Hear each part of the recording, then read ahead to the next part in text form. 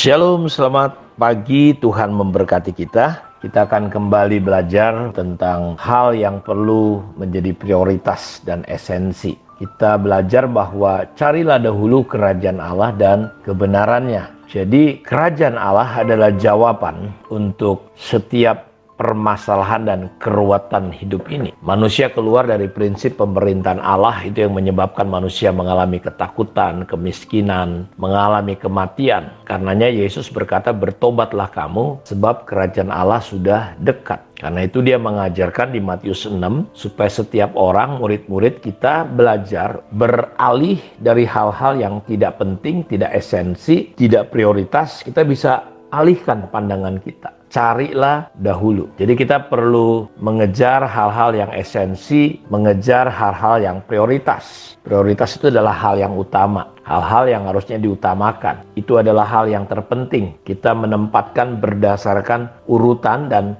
kerajaan Allah adalah urutan yang pertama. Kita perlu menjunjung tinggi dan menghargai, dan itulah yang menjadi fokus Yesus. Karena prioritas yang benar itu akan menolong kita, Bapak Ibu, melindungi kita dari kehidupan kita yang sia-sia. Saya menyadari ketika saya fokus untuk memuridkan orang, mencari kerajaan Allah, membangun kebenaran, saya merasa bahwa saya sekarang terlindungi kehidupan saya. Kalau dulu mungkin kita bisa ikut sana, ikut sini, ISIS, ikut sana, ikut sini, atau Kadis, kadang di sana, kadang di sini. Kita pikir kita begitu sibuk karena tragedi terbesar dalam kehidupan bukan kematian, tapi kehidupan tanpa tujuan. Kehidupan dengan menempatkan prioritas-prioritas yang salah ya menjadi prioritas dalam hidup kita. Sama seperti kaos kaki dengan kaki, mana yang penting? Ya kaki lebih penting. Kuping dengan korek kuping, mana yang penting? Ya kupingnya lebih penting. Nah kalau kita prioritasnya hal-hal yang nggak penting, kita punya kehidupan menjadi tidak maksimal. Karena itu Miles Monroe berkata bahwa tragedi terbesar adalah kita hidup tapi dengan prioritas-prioritas yang salah. Kegagalan kita adalah dalam hidup kita berhasil dalam tugas yang salah. Karena itu prioritas yang benar akan menolong kita, melindungi hidup kita. Hidup kita punya nilai, hidup kita punya sesuatu yang bernilai, tidak sia-sia.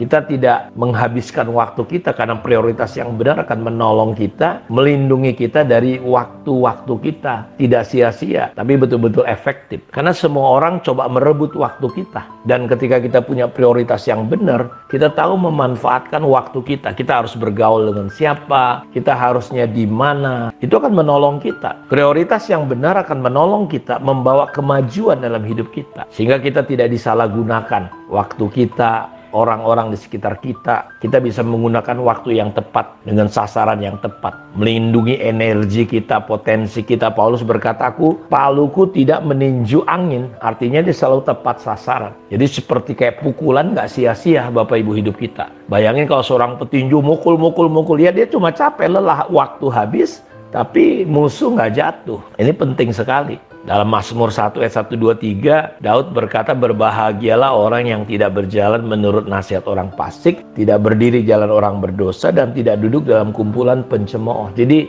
dengan siapa kita duduk, dengan siapa kita berdiri, dengan siapa kita jalan, itu menentukan. Ada orang bijak berkata, tunjukkan 10 teman dekatmu, aku akan tunjukkan bagaimana nasib masa depanmu. Jadi ini penting sekali. Ketika kita punya prioritas yang benar, itu akan menolong kita tersaring. Kita bukan berarti membatasi diri, tapi kita harus berteman dengan semua orang, tapi orang yang masuk di link kita, di link utama kita itu bukan orang-orang sembarangan, tapi adalah orang-orang yang penting, orang-orang yang membawa dampak kemajuan dalam hidup kita. Jadi prioritas yang benar melindungi kita dari apa? Keputusan-keputusan yang benar yang harus kita ambil dalam hidup kita. Bayangin saudara, kalau kita berjalan dalam satu tujuan, sampai di ujung ternyata kita baru sadar itu salah. Kita mau berbalik lagi, waduh, mesti buang waktu sedemikian lama. Kalau masih punya waktu, kalau tiba-tiba kita sudah di ujung nafas kita, seperti saya dengar ada kesaksian bahwa ketika dia kunjungi keluarganya, familinya ini berkata yang udah kena kanker, bahwa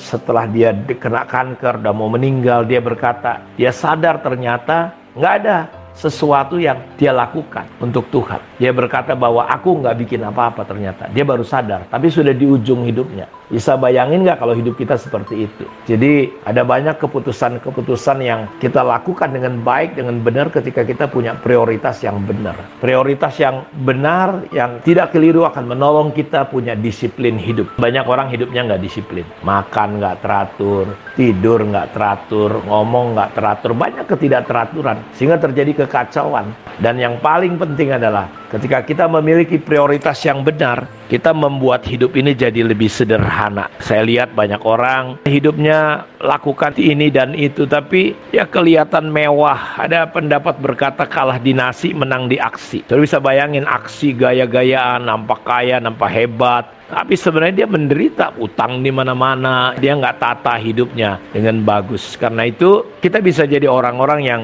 hidupnya lebih sederhana ketika kita punya prioritas yang benar. Jadi prioritas yang salah membuat kita kehilangan waktu dan energi kita. Ini penting sekali kita punya prioritas yang benar. Karena itu mari kita miliki prioritas yang Tuhan ajarkan. Cari dulu kerajaan Allah dan kebenarannya. Jadi prioritas yang tidak benar membuat kita sibuk, tapi dengan hal-hal yang salah. Kita mengutamakan hal-hal yang kecil, sepele, remeh-temeh. Kita melakukan hal-hal yang nggak perlu kadang-kala. Sibuk dengan hal-hal yang tidak penting. Habisin waktu hanya bahas merek tas branded apa, makanan apa. Saudara, kita nggak pernah pikirin, doain siapa jiwa yang mau kita jangkau, siapa orang yang mau kita muridkan. Kenapa? Karena kita nggak punya prioritas yang benar, sehingga kita melakukan hal-hal yang kecil, nggak penting, nggak jelas. Habis waktu kita, tenaga kita, energi kita habiskan hidup kita, waktu kita dengan orang-orang juga yang nggak jelas. Jadi prioritas yang tidak benar membuat kita menginvestasikan